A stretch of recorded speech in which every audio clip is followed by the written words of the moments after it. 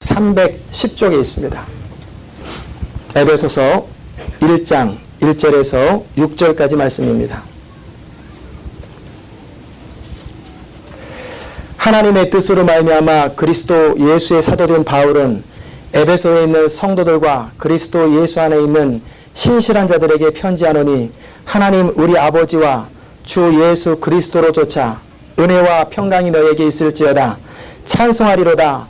하나님 곧 우리 주 예수 그리스도의 아버지께서 그리스도 안에서 하늘에 속한 모든 신령한 복으로 우리에게 복주시되 곧 창세전에 그리스도 안에서 우리를 택하사 우리로 사랑 안에서 그 앞에 거룩하고 흠이 없게 하시려고 그 기쁘신 뜻대로 우리를 예정하사 예수 그리스도로 말미암아 자기의 아들들이 되게 하셨으니 이는 그의 사랑하시는 자 안에서 우리에게 거둬주시는 바 그의 은혜의 영광을 찬미하게 하려는 것이라. 아멘. 우리 다시 한번 한 목소리로 1절부터 6절까지 읽겠습니다. 시작. 하나님의 뜻으로 말미암아 그리스도 예수의 사도된 바울은 에베소에 있는 성도들과 그리스도 예수 안에 신실한 자들에게 편지하노니 하나님 우리 아버지와 주 예수 그리스도로조차 은혜와 평강이 너희에게 있을지어다. 찬송하리로다. 하나님 곧 우리 주 예수 그리스도의 아버지께서 그리스도 안에서 하늘에 속한 모든 신령한 복으로 우리에게 복주시되 곧 창세전에 그리스도 안에서 우리를 택하사 우리로 사랑 안에서 그 앞에 거룩하고 흠이 없게 하시려고 그 기쁘신 뜻대로 우리를 예정하사 예수 그리스도로 말미암아 자기의 아들들이 되게 하셨으니 이는 그의 사랑하시는 자 안에서 우리에게 거둬주시는 바 그의 은혜의 영광을 찬미하게 하려는 것이라. 아멘. 오늘부터 에베소서가 시작됩니다. 바울이 서신을 13개라고도 하고 14개라고도 하고 학자에 따라 다르지만 바울 서신의 가장 하이라이트가 에베소서예요. 로마서가 바울의 기본, 신앙의 기본적인 부분을 다룬다면 에베소서는 교회의 영광, 하나님의 자녀된 영광, 정말 바울 서신의 가장 최고봉이 그리고 그의 인생의 마지막 로마에 이제 2년 동안 갇혀있다가 감옥에 갇혀있다가 이제 순교하게 되는데 마지막 그 2년 때 쓴 편지예요. 이 거대한 보화가 숨겨있는 짧지만 6장 그 에베소서를 통해서 우리에게 하나님이 얼마나 큰 은혜를 주실지 기대도 하고 이 서신을 참 부족한 사람이 짧은 생각과 짧은 경험과 짧은 입술을 가지고 전한다고 생각하는 게 얼마나 부담이 되고 또 때로는 막막해요. 그리고 과연 사도 바울의 의도 또 바울을 통해서 하나님께서 우리에게 허락하신 그 의도를 정확하게 이 시대의 언어로 쉽게 전달할 수 있을까 하는 두려운 마음으로 이 자리에 섭니다. 그러나 분명히 믿는 것은 하나님께서 이 에베소서를 통해서도 우리 시온 인터내셔널 교회가 한 단계 성숙하고 도약할 수 있는 그 계기가 될 수 있도록 축복하실 것을 저희가 기대합니다. 우리 힘이나 우리 능력이 아니라 하나님은 하나님의 방법으로 우리를 이끌어 가심에 우리가 겸손히 순종하면 하나님은 그 일을 이루실 걸 기대합니다. 우리 교회 안에서 로마서를 통해서 우리가 신앙의 기초를 다졌습니다. 그리고 누가복음을 통해서 어떻게 살아야 되는지 예수님의 가르침을 배웠고 또 사무엘상하 그 가운데 다윗의 삶을 통해서 하나님의 사람이 어떤 모습이어야 하는지 살펴봤고 그리고 요즘에는 창세기 강해를 통해서 모든 것의 기본 그리고 베이직이 무엇인지 그리고 믿음으로 살아가는 것이 어떤 것인지를 배우고 있습니다. 그와 동시에 우리 에베소서를 통해서 하나님께서 우리 한 사람 한 사람 하나님의 자녀에게 주신 특권이 얼마나 큰지 그리고 교회가 뭔지 믿는 우리에게 주신 하나님의 은혜의 영광이 얼마나 큰지 그리고 삶의 구체적인 현장에서 조목조목 어떻게 살아야 될지를 살피고 그리고 6장 마지막 부분에서는 이 시대를 살기 위해서 영적 전쟁을 우리가 어떻게 감당해야 될지를 함께 살펴보게 될 것입니다. 여러분은 그냥 수요예배에 기도하고 사모하는 심정으로 나오시면 되지만 저는 이 말씀을 준비하기 위해서 6,000페이지 되는 책을 물론 한 주에 읽는 건 아니지만 이 6장을 다루는 동안에 제 책의 분량이 6,000페이지가 넘어요. 그러면 한 15권 되는 거예요. 500페이지짜리. 그 읽고 소화하고 정리해서 제가 그렇게 하고 싶고 그렇게 하고 있어요. 저의 간절한 소원은 우리 시온, 우리 인터내셔널 교회 성도들 모든 분들이 이 에베소서 강의를 통해서 우리의 개인의 신앙이 한 차원 업그레이드 되고 우리 교회의 신앙이 한 차례 업그레이드 되기를 간절히 바랍니다. 에베소서의 저작 시기는 바울이 로마에 그 마지막에 잡혀가서 이태 동안을 감금 생활을 했어요. 그때 빌립보서와 골로새와 빌레몬서와 함께 에베소서를 각 교회들에게 보냈습니다. 이것을 옥중서신이라고 그래요. 감옥에서 쓴 편지다. 이 에베소 교회는 바울의 3차 여행 가운데 에베소 교회를 개척을 했어요. 그리고 정말 혼신의 힘을 다해서 개척한 교회이기 때문에 정말 에베소 교회를 향한 간절한 마음이 있어요. 이 에베소 교회는 성숙한 교회입니다. 성숙한 교회임에도 불구하고 교회에 이방인들이 있고 유대인들이 있어서 서로 문화가 다르고 삶의 스타일이 다르기 때문에 항상 분열의 조짐이 있어요. 그렇기 때문에 바울은 교회의 하나됨, 그리고 교회의 권세, 교회의 순결, 이 부분을 특별히 강조하십니다. 바울은 또한 하나님의 교회에게 주신 축복 또한 그리스도 안에서 성도들이 가지고 있는 이 축복, 이 특권이 얼마나 큰지를 다루고 하나님의 비밀인 그리스도를 전하고 있어요. 이 편지는 에베소 교회만이 아니라 오고 오는 모든 세대들, 그리고 특별히 아까 읽었던 본문 가운데 그리스도 예수 안에서 신실한 자들, 바로 우리 같은 사람들, 그럴지 모르겠어요. 신실한 자들에게 보라고 쓴 편지입니다. 하나님의 은혜가 이 에베소 강해를 들으시는 모든 분들에게 충만하게 흘러 넘치시길 바랍니다. 우리가 읽은 이 짧은 6절의 본문 가운데 다뤄야 할 신학적이고 교리적인 문제가 적어도 14가지가 됩니다. 오늘은 그 가운데 1, 2절에 나와 있는 서너 가지를 먼저 다룰 것입니다. 신학이라고 하는 것은 성도들의 신앙을 바르게 해주는 거예요. 이단과 오류에 빠지지 않도록 보호해주는 거예요. 그래서 신학이 생긴 거예요. 처음부터 신학이 있는 게 아니고 교회가 든든히 서가기 위해서 필요하기 때문에 정리한 거예요. 그리고 교리라고 하는 건 뭐냐면 우리가 신앙생활하면서 꼭 가져야 될 필요한 것들을 체계적으로 정리한 게 교리예요. 그러므로 신학과 교리를 무시하면 우리는 당장 쉽고 편한 것 같지만 어느 순간에 잘못되고 곁길로 나가기 쉬워요. 요즘 독일을 비롯한 유럽에 그리고 또 미국 안에서도 신학이 잘못되고 있는 경향이 있어요. 학문적으로는 발달하고 사회과학적으로, 인문과학적으로는 발달하는지 몰라도 신학 교수들 입에서, 신학생들을 가르치는 교수들의 입에서 나는 예수를 메시아로 구세주로 인정하지 않는다. 단지 연구 대상이다. 나는 무신론자다. 기독교 교리를 믿어야 구원을 얻는 거 아니다. 단지 여러 가지 종교 중에서 하나이다라고 신학교 교수들이 그렇게 가르치고 있어요.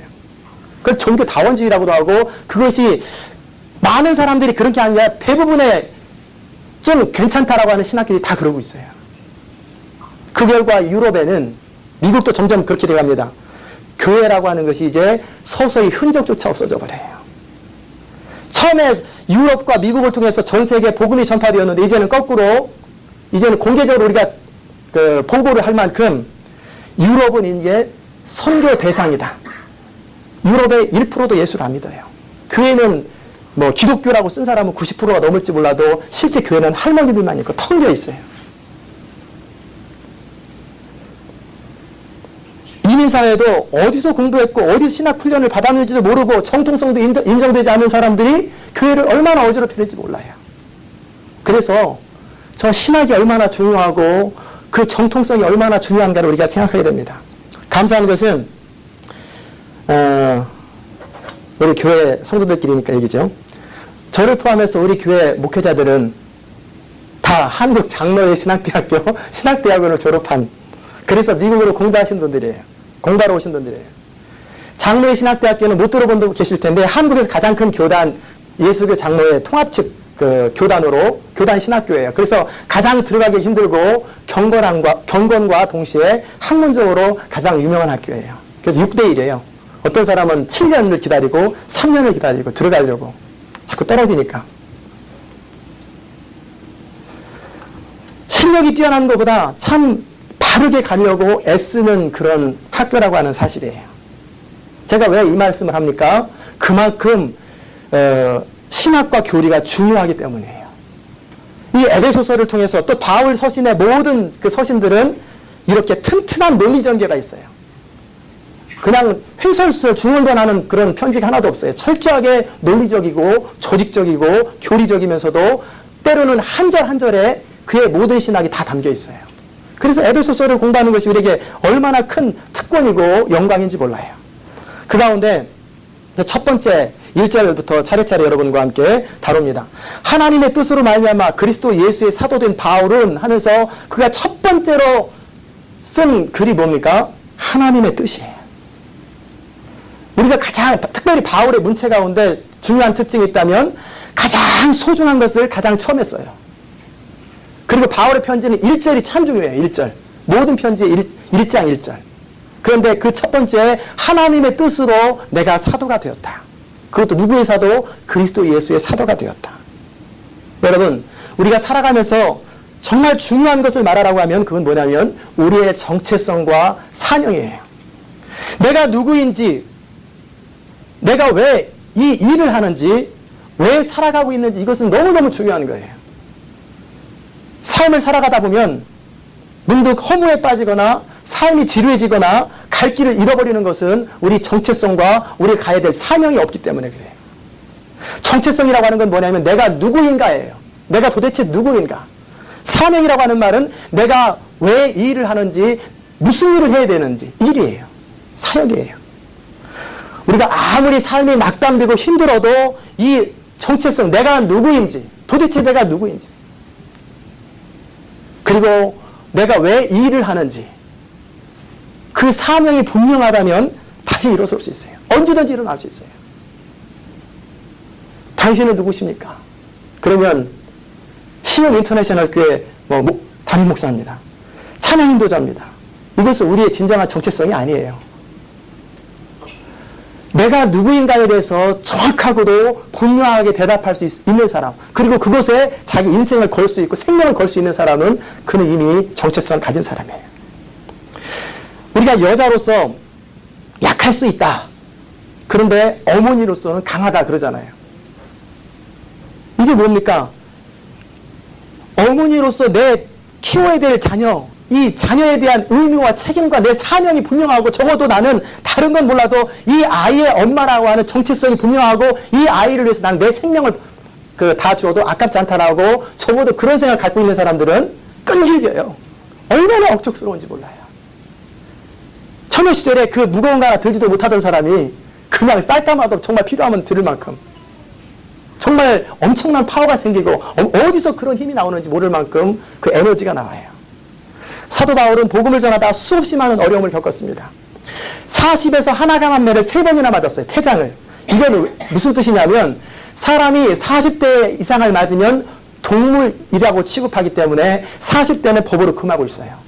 그러니까 완전히 40대에서 하나 감한 매라면 동물 수준이에요. 철저하게 죽을 때까지 맞는 거예요. 그것을 3번이나 맞았어요. 그리고 굶주리고 너무 배고파서 굶주린 적도 있었고, 그리고 사람들이 돌을 던져가지고 이게 쓰러져 죽었어요. 피 흘리면서. 그래서 사람들은 죽었구나 하고 떠났는데 거기서 돌 사이에서 부시시 일어나가지고 또 걸어가는 거예요. 감옥에 갇히고 이렇게 수없이 많은 어려움들을 겪으면서도 당당하게 마지막 끝까지 나의 달려갈 길과 그리스도 예수께 받은 사명을 마치려 하면은 나의 생명을 조금도 귀한 것으로 여기지 아니하노라. 이런 엄청난 고백을 할 수 있는 그 바울의 그 이유가 뭡니까? 바로 그의 정체성과 사명이 분명하기 때문에 그래요. 바울은 뭐라고 말합니까? 이 남자가 사는 이유. 이 바울이라고 하는 남자가 사는 이유가 뭡니까? 하나님의 뜻으로 말미암아 그리스도 예수의 사도가 되었다고 하는 것이 그의 정체성이에요. 그리고 사도가 되었다고 하는 것은 그의 사명이에요. 갈라디아서 첫 부분에 보면은 바울은 좀 더 정리되고 그리고 좀 더 많이 기록하고 있어요.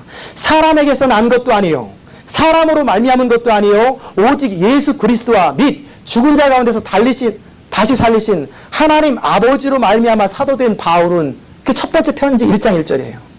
사람에게서 된 것도 아니고 오직 예수 그리스도와 그 예수 그리스도를 다시 살리신 하나님 아버지로 말미암아 사도된 나 바울은, 이게 바울의 정체성이에요. 여러분, 이 바울이라고 하는 사람은 자신의 사역과 자신의 삶은 철저하게 하나님의 뜻이다, 하나님의 위임이다라고 믿고 일생을 살아가는 거예요. 그것이 바울의 힘이요, 그것이 능력이에요. 저도 마찬가지예요. 우리 모두가 다 마찬가지입니다. 우리 시온 인터내셔널 교회는 사람이 세운 게 아니에요. 누가 세웠습니까? 지존자가 친히 시온을 세우리라. 누구나 보면 처음 볼 수 있는 문구예요. 지존자 하나님께서 친히 세우신 교회예요. 이 교회는 오직 하나님의 나라와 영광을 위해서 하나님의 소원과 목적을 이루기 위해서 하나님께서 창세전에 예정하셨고 때같은 경륜을 따라서 2003년도 6월 1일 날 개척 예배가 시작되므로 이 애틀란타 땅에 이 땅과 미국과 세계를 구원하고 하나님 나라를 확장하라고 하나님에 의해서 세워진 교회예요.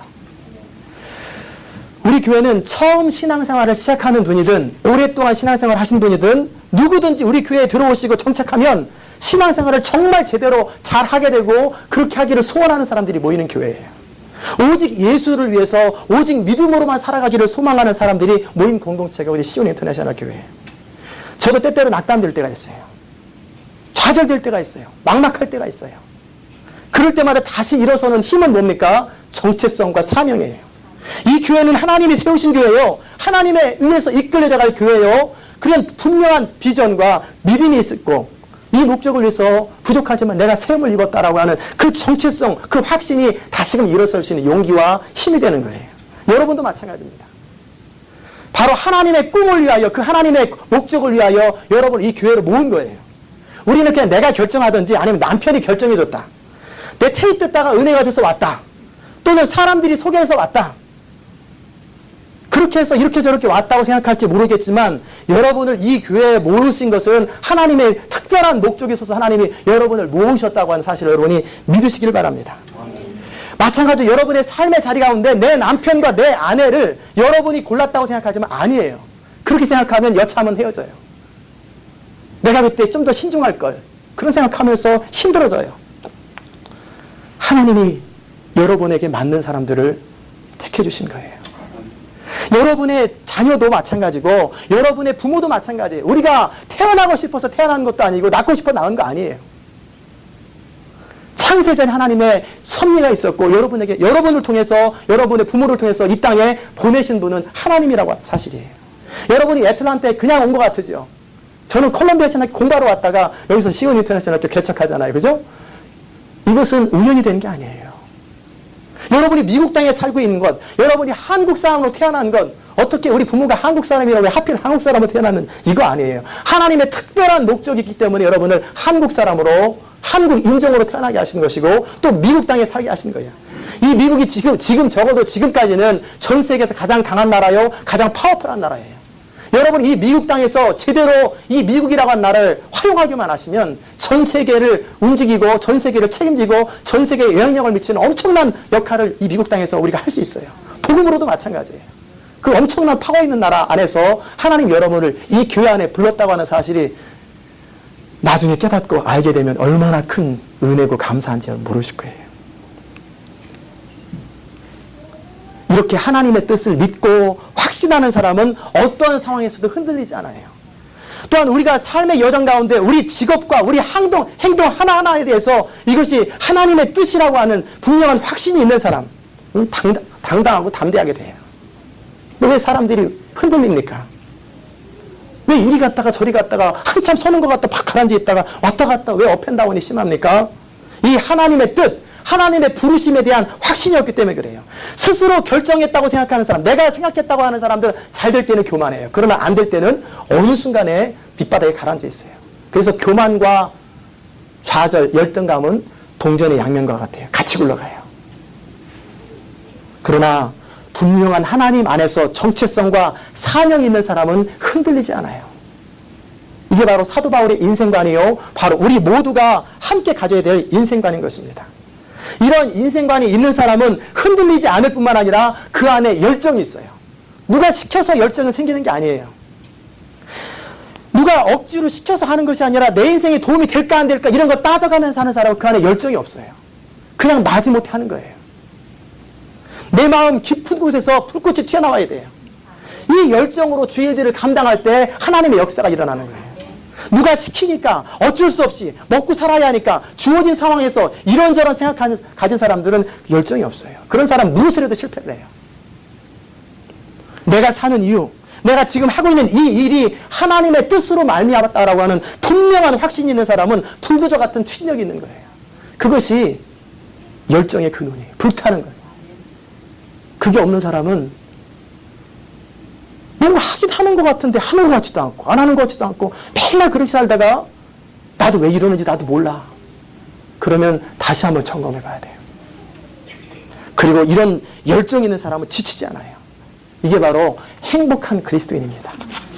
두 번째 사도 바울이 다른 내용은 뭐냐면 에베소에 있는 성도들과 그리스도 예수 안에 신실한 자라고 하는 단어를 썼어요. 하나님의 뜻을 따라 사도로 부르심을 받았기 때문에 그 권위가 대단할 뿐만 아니라 그의 처신도 함부로 할 수 없듯이 에베소에 있는 교회들, 성도, 사람들에게 성도라고 불렀어요. 성도가 뭡니까? 거룩한 무리예요. 우리는 단지 살아가면서 우리 자신을 드러내는 것 그것만이 아니에요. 우리의 행동을 통해서 우리의 말을 통해서 그리스도가 드러나고 하나님의 영광이 모독되기도 하고 나타나기도 해요. 우리는 우리 이마에 우리 삶 가운데 크리스찬이라고 레벨을 붙이고 다녀요. 비록 차에다가 간판을 안 달고 다니지만 우리가 말하는 거, 우리 행동하는 거, 우리가 살아가는 삶의 태도를 통해서 하나님의 영광이 드러나기도 한 반면에 하나님의 영광이 이방인 중에 믿지 않는 자들 가운데 모독을 당하는도다. 이게 로마서 2장에서 바울이 탄식한 내용이에요. 로마서 1장에서. 성도라는 말은 거룩한 자라는 뜻이에요. 거룩이라는 말은 무슨 말입니까? 구별됐다는 거예요. 하나님께서는 이 땅 가운데 하나님의 대사로 우리를 보내셨어요. 한 나라의 대사는 그 나라를 대표하는 사람이, 그의 말이나 행동 모든 것이, 그의 의사결정이 그 나라를 대표하는 거예요. 마찬가지로 우리가 하나님의 대사요 그리스도의 대사이기 때문에 우리의 말이나 행동 모든 것이 그리스도를 드러내고 그리스도를 낮추기도 하고 높이기도 하는 거예요. 그 영광을. 거룩함이라는 단어의 뜻은 구별이라는 뜻이에요. 카도시. 우리는 이 세상에 살고 있어요. 그러나 이 세상 다른 믿지 않는 자들과는 다른 거예요. 신분이 아예 달라요. 무엇에 있어서 우리가 구별되어야 합니까? 그들과. 살고 있는 집, 타고 있는 차, 직장, 옷이 구별되어야 합니까? 그래서 수도원에 살아야 되고 검은 수도복을 입어야 되고 100년 된 차를 그 골동품을 타고 다녀야 우리가 구별되는 거예요? 그렇지 않아요. 우리가 살아가는 삶의 이유와 태도가 구별되어야 돼요. 세상 사람들은 왜 삽니까? 자기 만족을 위해 살아가요. 이기적인 이기적인 욕구를 충족시키기 위해서 살아가요. 그저 나 자신, 내 가족, 나를 중심으로 한 이 바운더리를 넘지 못해요. 결국 나. 이게 바로 내가 복음이죠. 자기 중심으로 살아가는 거예요. 그 중심에 가만히 보면 자기 자아가 있고요. 자기 자존심이 있고요. 자기 이익이 있어요. 그러나 크리스찬은 그렇게 사는 거 아니에요. 우리 삶의 중심에 누가 있어야 합니까? 예수 그리스도. 그리고 하나님이 계셔야 되는 거예요. 우리의 목자가 되시고 우리 주인이 되시는 예수 그리스도가 우리 삶의 중심이 될 때 이 사람을 그리스도인, 크리스찬이라고 그러는 거예요. 그분이 원하시는 것을 하고 그분이 원하시는 삶을 살고 그분과 같은 생각, 같은 마음, 같은 비전, 같은 보조로 살아가는 것, 이게 크리스찬이에요. 노아가 그렇게 살았잖아요. 에녹이 그렇게 살았잖아요. 그게 성도입니다. 세상 사람들은 죄에 노출되어 있어요. 죄에서 벗어날 수가 없어요. 그들은 항상 죄의 종노릇하고 본질상 진노의 자녀들이요 마귀의 종들이에요. 에베소 2장 1절에 나와 있는 내용들이에요. 그러나 우리 그리스도인은 죄와 사망의 법에서 구원받아서 하나님의 자녀가 됨과 동시에 죄에서 해방된 사람들이에요. 죄의 특징은 자기중심이에요. 자기밖에 몰라요. 자선사업을 해도 결국 나 만족을 위해서 하고 무엇을 해도 자기밖에 몰라. 이게 죄의 특징이에요. 그런데 예수를 믿음과 동시에 이 죄 문제를 극복하는 거예요. 이 말은 전혀 죄를 짓지 않는다는 것이 아니라 예수 믿기 전에는 죄를 이길 수도 없고 극복할 수도 없는데 이제는 성령을 따라 행하기만 하면 죄를 이길 수 있고 죄의 소욕을 다스릴 수 있어요. 하나님은 누구에게요? 가인에게 죄의 소원은 내게 있으나 너는 죄를 다스려라 그랬는데 그 다스릴 능력이 없어서 아벨을 죽인 거 아니에요. 공자도 성철 스님도 한국에서 유명했던 스님 있죠? 죽을 때 뭐라고 합니까? 나는 한평생 내 욕심 하나 다스리지 못하고 죽는다. 성철 스님은 나는 지옥 간다. 내가 너무나 많은 사람을 속였다. 그렇게 신문에 냈는데 그 신문을 불국에서 다 걷어버렸죠. 알려지는 신문만 알려졌고. 일평생 도를 닦고 일평생 윤리적으로 산다고 한 사람들조차도 자기 욕심 하나를 극복 못하는 것이 인간이에요. 인간의 힘으로는 죄를 극복할 능력이 없어요. 자아를 극복할 능력이 없어요. 결국은 자아 문제거든요. 자존심 문제예요. 이기심을 극복 못하고 단지 억누를 수는 있어요. 체면 때문에. 또 윤리적으로, 이성적으로 계산해가지고 꾹 누를 수 있어요. 그런 어느 순간에 폭발해버리는 거예요. 그러니까 잘 살던 사람이 어느 날 갑자기 자살해버리고, 잘 살던 사람이 어느 날 갑자기 누구 사람을 죽여버리고, 두 부부가 겉으로 볼 때 잘 살았는데 어느 날 이혼해버리는 거예요. 그게 뭐예요? 극복한 게 아니라 누르고 산 거예요. 누르고 산 거예요. 억누를 수는 있지만 마음속에 있는 이기심과 자아를, 죄 문제를 해결할 방법은 사람의 힘으로는 안 되는 거예요.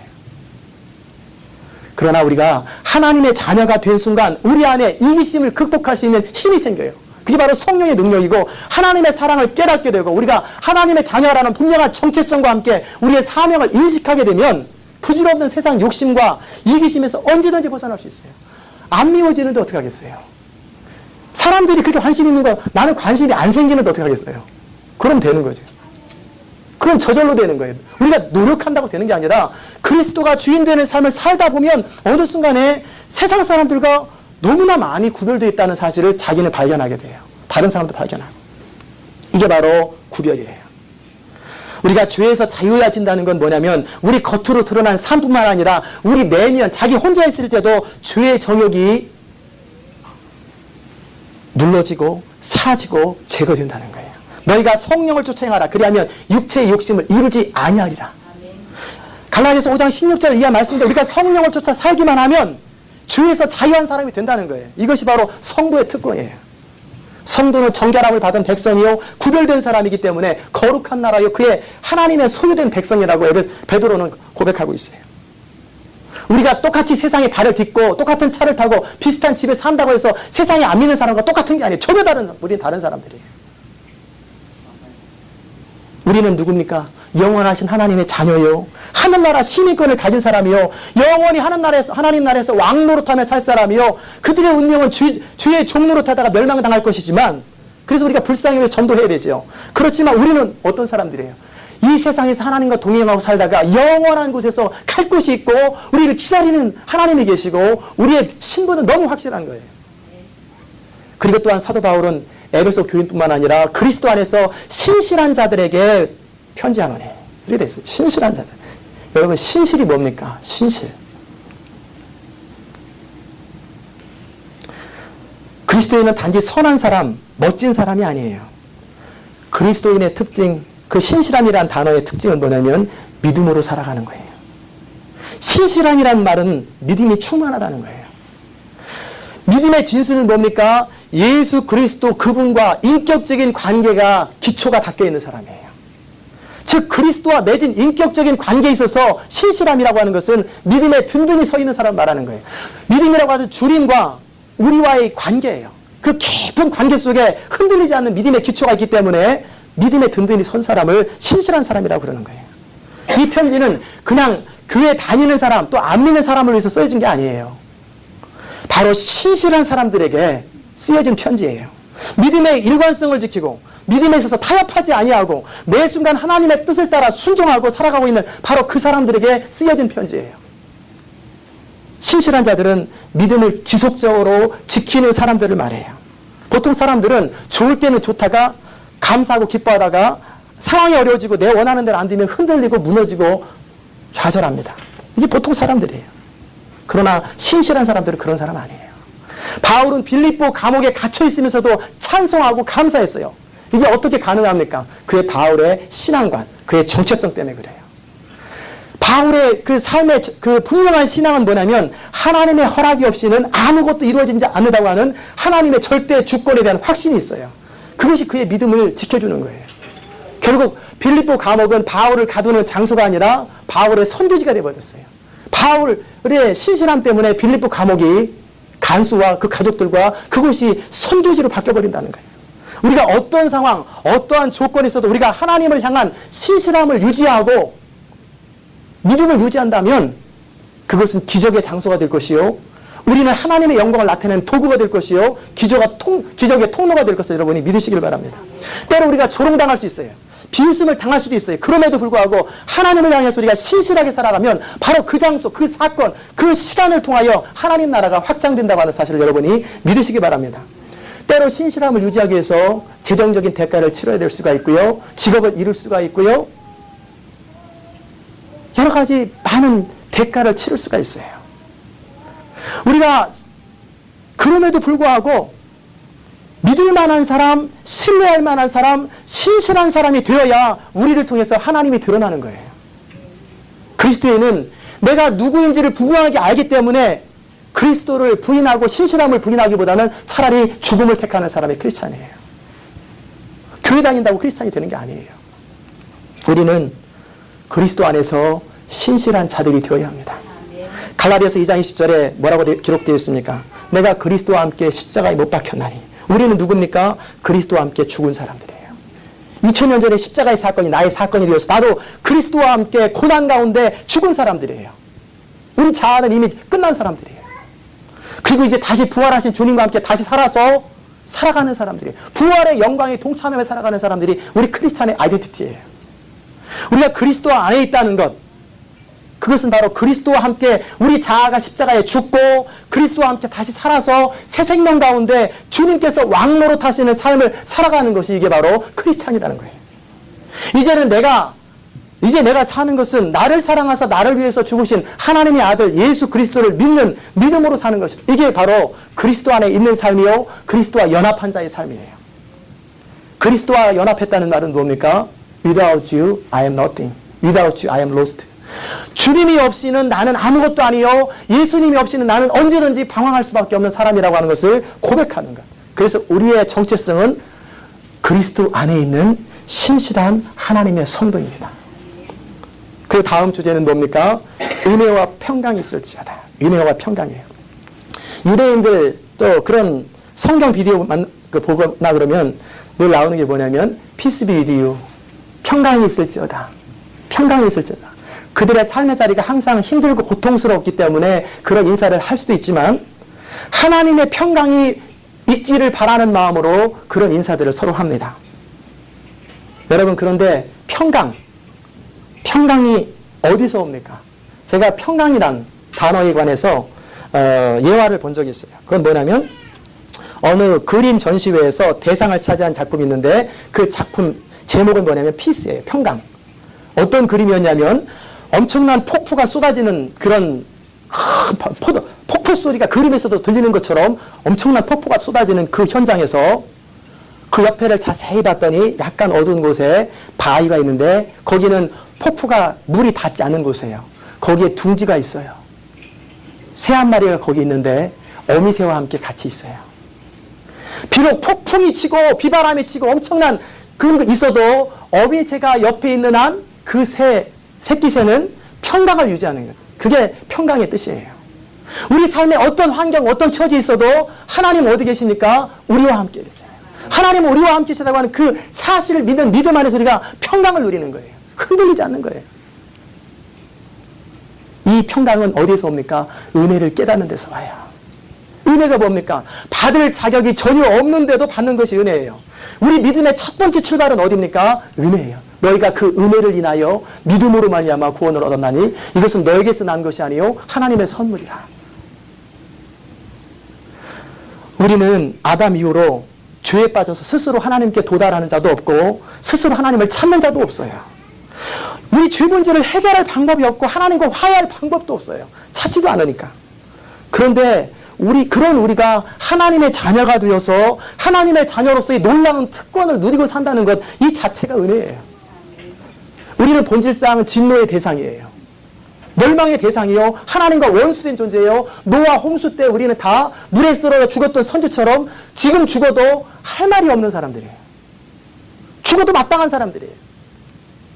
왜? 아담의 후손이기 때문에. 또한 우리 마음에 하나님을 찾지도 않고 하나님의 법을 즐거워하지도 아니하고 하나님의 원수 노릇하면서 살아가고 있어요. 우리가 아직 원수 되었을 때라고 하는 그 단어가 그 뜻이에요. 우리를 창조하신 하나님의 목적도 모르고 그저 내 하고 싶은 대로 내 원하는 대로 살아갔던 사람들이 바로 우리예요. 여러분이 비즈니스를 하면서 종업원을 고용하는데 주인 의도와 상관없이 항상 자기 마음대로 해요. 시켜도 안 들어요. 혼내도 안 듣고 잔소리도 안 들어요. 늘 자기 생각대로 하고 가르치는 대로 안 하고 원하는 대로 안 해요. 그럼 어떻게 합니까? 해고. 두 글자면 끝나요. 해고. 그러면 괜히 주인 원망하죠. 아, 인정머리 없기는. 자기를 돌아봐야 되는데. 마찬가지로 우리를 창조하신 하나님의 뜻도 모르고 목적도 모르고 마치 자기 인생이 자기가 주인인 것처럼 함부로 살아가는 사람의 이 엄청난 죄의 대가는 뭡니까? 지옥이고 사망이요 멸망이에요. 우리는 그래서 할 말이 없는 사람들이에요. 이 멸망할 수밖에 없는 우리를 하나님께서는 언제 창세전에 우리를 사랑하셔서 선택하시고 구원하셨어요. 우리를 구원하신 건 어느 날 거듭난 날, 우리가 어느 날 회개한 날 그날이 아니에요. 하나님께서 우리를 자녀로 삼기로 작정하신 것은 예수님의 십자가 사건 이유가 아니에요. 하나님이 우리를 구원하기로 작정하신 것은 노아 홍수 이유도 아니고 아담 타락 이유도 아니에요. 바로 온 우주 만물을 창조하기 전에, 창세 전에 하나님은 그 마음속에서 우리를 구원하기로 작정하셨어요. 여러분, 이름을 한 사람 한 사람 불러가면서 구원하기로 작정하신 것, 이것이 바로 하나님의 은혜요, 하나님의 경륜이요, 그리고 하나님의 경륜을 따라서 우리가 때가 차니까 이 세상에 태어난 것이고, 또 어느 날 우리를 부르신 것이고, 자녀 삼으신 것이고, 자녀 삼은 우리를 의롭다 하시고, 의롭다 하신 우리를 날마다 거룩하게 불러가시는 거예요. 이게 하나님의 섭리예요. 이 모든 계획은 언제예요? 창세전에 하나님의 뜻 가운데, 그 기쁘신 뜻대로 결정하시는 거예요. 이게 얼마나 놀라웠습니까? 우리가 태어나기도 전에 아무것도 한 것도 없는 바로 그때에 하나님의 자녀가 되었다는 거예요. 또한 하나님은 자녀인 우리에게 가장 좋은 것을 기업으로 주셨어요. 하늘에 속한 모든 것을 우리에게 기업으로 주셨고, 예수 그리스도와 마찬가지로 우리를 양자로, 아들로, 딸로 삼아주셨어요. 피조물이, 진노의 대상이 하나님의 자녀로서 영광스럽게 하나님과 함께 마주 대하며 영원히 산다고 하는 사실은, 이게 얼마나 놀라운 특권인지 몰라요. 하나님은 우리를 얼마큼 사랑하시는지 하나밖에 없는 독생자 예수 그리스도를 희생하여 고난을 받고 고통을 당하고 죽게 할 만큼 우리를 사랑하셨어요. 이게 바로 은혜예요. 리브가가 야곱과 에서를 낳기도 전에 하나님은 미리 야곱을 택하셨다고 기록하고 있어요. 우리가 태어나기도 전에 하나님의 자녀로 선택되어서 영원한 진노에서 면제되었고 하나님의 자녀로서 영광스러운 특권 가운데 살아간다는 것, 이것이 은혜라는 거예요. 어떤 사람은 이렇게 얘기를 해요. 개척에서도 그렇고, 하여튼 뭐라고 얘기하냐면, 하나님은 전능하시고 전지하시기 때문에 우리가 어떻게 될지, 어떻게 살아갈지 미리 다 아시고 우리를 예정했다. 이걸 예지 예정이라고. 미리 알고 예정했다. 터무니없는 얘기입니다. 그럼 뭡니까 그게? 우리 공로에 의해서 구원받고 구원받지 않고가 결정되는 거예요. 그럼 그건 은혜라고 할 필요도 없죠. 내가 잘해서 그런 거죠. 그렇죠? 감사할 이유도 하나도 없어요. 내가 잘했으니까. 아담의 후손으로 뒷속에 태어난 우리는 하나님을 찾지도 않고요, 말씀을 따르지도 않고요, 철저하게 우리는 악으로 치닫는 경향이 있고 악을 해결할 방법이 없는 사람인데 어떻게 감히 하나님을 찾겠어요? 어떻게 선을 행하겠어요? 선을 행하는 자가 없나니 하나도 없다고 분명히 성경을 기록하고 있는데, 우리는 어떠한 경우도 선을 행할 수 없을 만큼 철저하게 타락한, total depravity라고, 철저하게 타락한 사람들이에요. 그런 우리를 하나님이 택하셔서 자녀 삼아주시고 우리에게 성령을 보내셔서 하나님의 뜻을 깨달아 알게 하시고 하나님의 뜻을 순종하고 따를 수 있는 힘을 주셨다고 하는 사실이 얼마나 큰 특권인지 몰라요. 우리는 그리스도로 말미암아 하나님과 원수된 관계가 청산되고 화목하게 되었어요.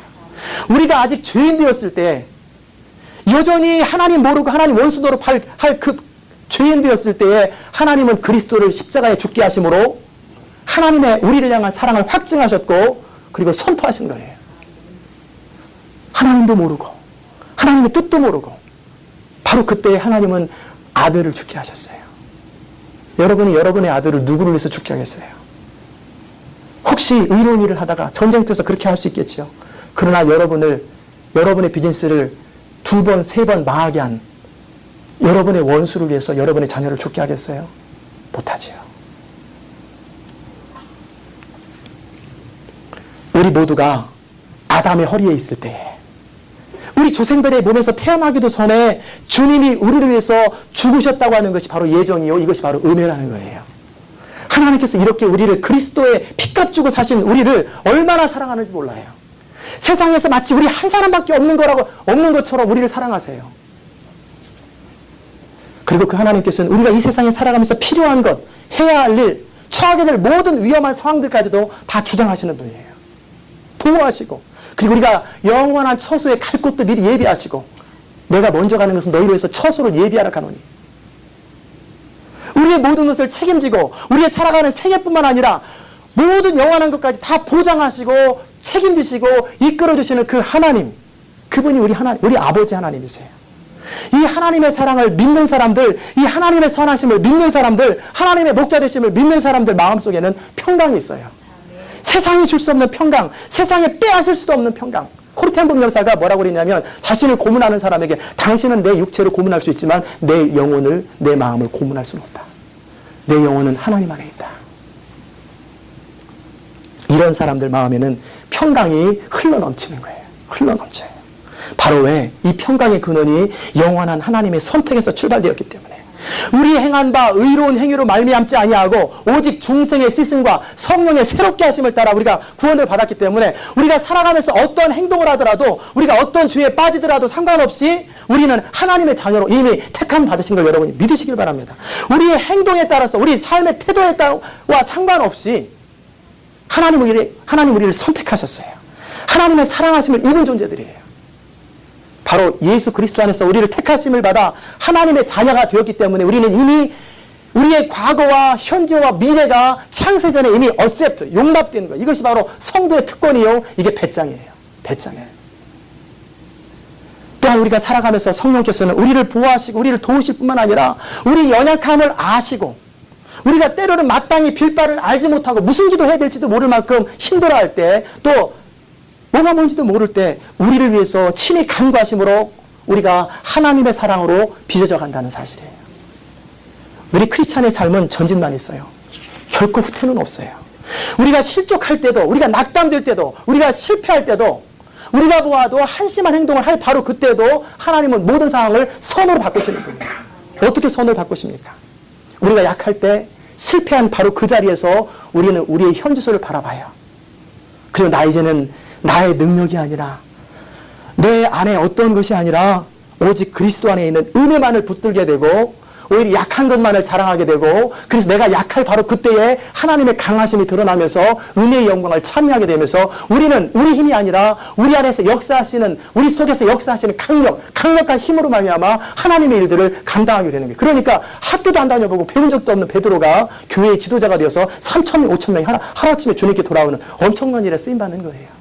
우리 속에서 성령으로 말미암아 하나님 우리를 새롭게 하세요. 좌절되었고 낙담되었고 실패한 바로 그 자리에서 우리가 엎드려서 주님 저 실패했어요, 좌절했어요, 주님 어떻게 하면 좋아요, 그리고 주님 도와주세요 할 때 하나님은 그 실패한 자리에서 우리를 새롭게 하시면서 오히려 그 실패로 인해서 성령의 인도하심을 철저하게 의지하는 사람으로 바꿔주시고, 하나님의 은혜만을 의지하는 사람으로 바꿔주시고, 믿음을 따르는 사람으로 바꿔주시고, 그래서 나는 I am nothing, you are all, 나는 아무것도 아니고 주님의 은혜만이 모두입니다라고 그렇게 바뀌는 그 사람을 통해서 오히려 더 빨리 가요. 이제는 이전에 실패하기 전보다 더 빨리 가요. 더 잘해요. 그게 바로 하나님의 능력이에요. 하나님의 은혜예요. 하나님은 오히려 우리 연약함과 실패까지 사용하셔서 우리를 통하여 하나님의 나라를 확장하시고 하나님의 영광을 드러내시고 우리를 그 영광에 동참시키는 거예요. 이러니 우리의 미래가 얼마나 하나님께 보장되어 있어요. 잘하면 잘하는 대로, 못하면 못하는 대로, 성공하면 성공한 대로, 실패하면 실패한 대로 모든 것이 하나님 안에서 다 순화지니 이게 우리의 배짱이죠. 그러니까 당당한 거예요. 워낙 당당할 이유가 있어서 당당한 게 아니라 하나님의 은혜 때문에 당당한 거예요. 여러분, 우리의 미래는 철저하게 하나님의 손 안에 있음을 믿으시기 바랍니다. 우리의 미래는 철저하게 선하시고 신실하신 하나님의 인도하심을 따라서 아름답고 위대한 삶이 보장된 것을 여러분이 믿으시기 바랍니다. 이 하나님의 섭리를 믿는 사람은 모든 상황과 환경을 뛰어넘어서 평강을 누리는 거예요. 지각에 뛰어난 하나님의 평강이 너희 마음과 생각을 지키실 거라고 말씀하셨던 그것이 뭡니까? 이 말이에요. 우리 생각으로는 아직은 이해되지 않는 환경, 상황임에도 불구하고 하나님의 평강이 내 가슴 속에서 흘러넘치는 거예요. 우리의 생각을 지키는 거, 이게 바로 은혜예요. 이런 복된 생애를 살아가는 것이 바로 성도의 삶이요, 그것이 은혜입니다. 이 은혜와 이 하나님의 사랑을 깨달은 사람이 어찌 찬양하지 않을 수 있겠어요. 그래서 어찌 찬양 안 할까 그러는 거예요. 찬양을 누가 합니까? 이 은혜를 깨달은 사람만이 진정한 찬양을 할 수 있어요. 노래하는 게 찬양이 아니고요. 기타 치고 반주하는 게 찬양이 아니라 이 가슴 속에서 이 벅차오르는 감동을 중얼중얼해도 찬양이 되고 가슴 속에서 감사와 찬양을 한 고백이 나. 이게 곡조가 붙으면 막 찬양이 되는 거고 함께 부르면 전체 찬양이 되는 거고 혼자 부르면 솔로가 되는 거고 길을 걸어가면서 꽃을 보면서 모든 환경들을 바라보면서 이 은혜를 누리는 사람들, 이 은혜를 누리는 사람이 성도예요. 여러분, 우리의 삶의 자리에 찬양과 감사가 멈췄다면 이제 다시 은혜와 평강을 붙잡으시기 바랍니다. 그러면 우리는 다시 감사와 찬양과 경배의 삶을 살 수밖에 없어요. 왜? 우리 마음에서 부음받으니까. 그리스도의 사랑이. 이 놀라운 은혜를 받은 사람들이 하나님 앞에서 보답할 수 있는 것은 딱 한 가지밖에 없어요. 그 은혜의 영광을 찬미하는 것. 그 은혜의 영광을 인하여 감사드리는 것. 우리가 어떠한 것도 하나님께 마땅한 보답이 될 수가 없어요. 우리가 할 수 있는 최고의 보답은 하나님을 찬양하고 감사해드리는 것. 그것이 성도의 마땅한 바예요. 그래서 성도의 삶은 감사와 찬양이 흘러 넘쳐야 되는 거예요. 흘러 넘치게 돼요. 정상적인 크리스찬은. 우리 마음속에서 하나님의 섭리와 광대하심을 향한 경배, 찬양의 마음이 솟구치고 하나님의 사랑과 은혜에 대한 감사가 흘러 넘쳐나갈 때 하나님이 우리를 창조하시고 선택하신 그 뜻이 이루어져 가는 거예요. 이 감격스러운 생애가 여러분의 일평생에 그리고 영원히 지속될 것을 믿으면서 하나님께 찬양과 영광을 돌립니다. 기도하십시다.